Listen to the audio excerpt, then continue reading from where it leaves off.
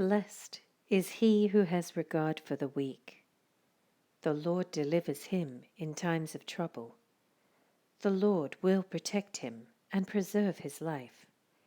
He will bless him in the land and not surrender him to the desire of his foes.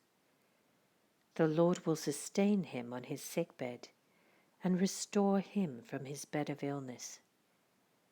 I said, O Lord, have mercy on me.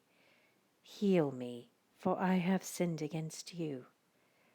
My enemies say of me in malice, when will he die and his name perish? Whenever one comes to see me, he speaks falsely, while his heart gathers slander. Then he goes out and spreads it abroad. All my enemies whisper together against me.